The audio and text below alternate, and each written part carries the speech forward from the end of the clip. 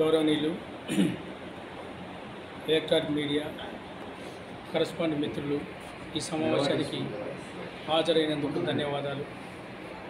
ఈరోజు మీడియా మిత్రులు అభ్యర్థన మేరకు పాఠశాలల్లో 50% రాయితీ తమ పిల్లలకు ఇవ్వాలని అడగడం జరిగింది. వాళ్ళు అడిగిన కోరిక సబబమే.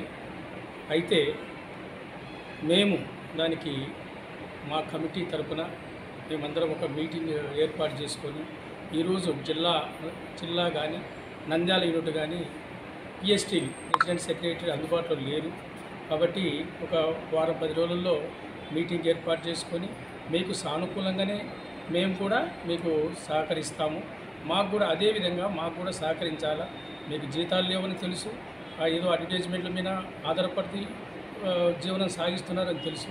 సరే, అదేవిధంగా మాకు సమస్యలు ఎన్నో సమస్యలు, బస్సు సమస్యలు, అన్ని సమస్యలతో ఎదుర్కొంటూ ఉన్నాము, చాలా ఇబ్బందులతో ఉన్నాము.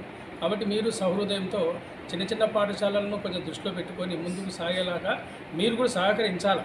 అంతేకాని ఏదో ఒక స్కూల్ దృష్టిలో పెట్టుకొని అందరి మీద మీరు లేకుండా మీకు మాకు మధ్యన సమన్వయం ఉన్నప్పుడు మనకు యొక్క నంద్యాల కూడా ఒక మంచి వాతావరణంలో నడుస్తుందని ఆశిస్తూ ఉన్నాం. కాబట్టి ఖచ్చితంగా మీకు మీ కోరిక మేరకు మేము మా యొక్క యూనిట్ తరపున అందరం మీట్ అయ్యి మీకు సహాయ సహకారం అందిస్తాము. అదేవిధంగా మాకు కూడా మీ యొక్క వంతు సహాయ సహకారాలు అందించాలి. అయితే మీరు ఒక ఏదైతే ఏపీయూడబ్ల్యూ అనే సంస్థ పేరు మీద మీరు ఒక ఐడెంటిఫై కార్డు ఉండాలి. ఎందుకంటే ఎవరంటే వాళ్ళు మేము మీడియా అని వచ్చి మమ్మల్ని కొంచెం ఇబ్బంది పడుతున్నారు. అది చాలా ఇబ్బందికరంగా ఉంది. మీరు ఒక గుర్తింపు మాదిరిగా ఉండి వీళ్ళు మన వాళ్ళే అనేటట్టుగా మాకు ఏదన్నా ఒక ఐడెంటిఫికేషన్ ఒక కార్డు మీరు ఇవ్వగలిగితే సో మేము కూడా సపోర్ట్ చేయడానికి ఆస్కారం ఉంటుంది. ఎవరు పడితే చిన్న పిల్లలు వచ్చేసి ఒక తీసుకొని వచ్చి ఫోటోలు తీయడము, స్కూళ్ళలో ఫోటోలు తీయడము, మేము మీడియా అంటే అప్పుడు మీరు దొరకరు, మీకు ఫోన్ చేయలేము, మాకు అడ్మిషన్లలో ఉంటాం, ఈ ఇబ్బందులలో ఉన్నాయి. కాబట్టి పెద్దలు మీరందరూ కూర్చొని దానికి ఒక పరిష్కార మార్గం ఆలోచించి ఒక ఐడెంటిఫికేషన్ కార్డు ఇస్తేనే మేము కూడా దానికి బైండ్ ఓవర్ అయ్యి మేము కూడా చేయడానికి ఉంటుంది.